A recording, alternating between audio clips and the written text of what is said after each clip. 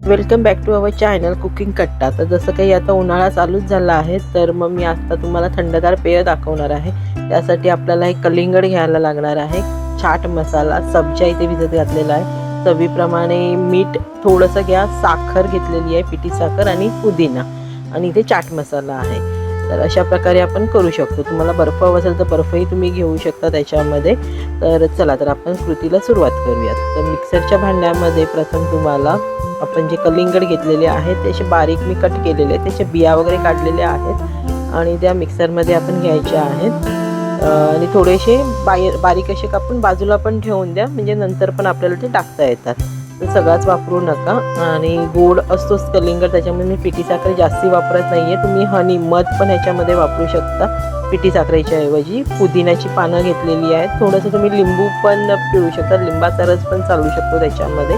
मी ते लिंबू घेतलेला नाही आहे, चाट मसाला घेतला आहे त्याच्याऐवजी, आणि मीठ पण वापरलेलं नाही आहे, फक्त पिठी साखर 1-1.5 चमचा घेतलेली आहे। पुदिना, कारण कलिंगड गोड होता त्यामुळे मी जास्ती पिठी साखर वापरली नाही आहे। तर हे मस्तपैकी आपण मिक्सरला बारीक करून घेऊयात ते, आणि ते झाल्यानंतर आपल्याला गाळणीने ते गाळून घ्यायचं आहे, तसंच घेऊ नका, आणि थोडं ते असं कडक कडक लागतं मध्ये मध्ये। तर ज्यांना आवडत असेल तर तुम्ही डायरेक्ट घेतलं तरी पण चालेल। तर आपण हे चांगलं हे करून घेऊयात, गाळून घेऊया।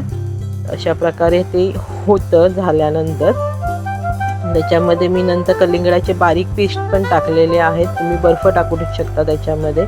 आणि सब्जा घेतलेला आहे, सब्जा भिजत घातलेला आहे 1-2 तासामध्ये, अर्ध्या तासामध्ये पण फुलतो तो। तर ते असं मस्तपैकी मिक्स करा, आणि थंड हवं असेल तर थंड घ्या, पण मी थंड न घेता नॉर्मल टेम्परेचरला जे असतं तेच यूज केलेलं आहे। आणि कधी पण कलिंगड हा कापल्यानंतर लगेच खायचा असतो, अर्धा-1 तासानंतर पण तो ठेवायचा नाही। केल्या लगेच ज्यूस करून पिया, किंवा नुसताच हे कट करून खाल्ला तरी चालेल।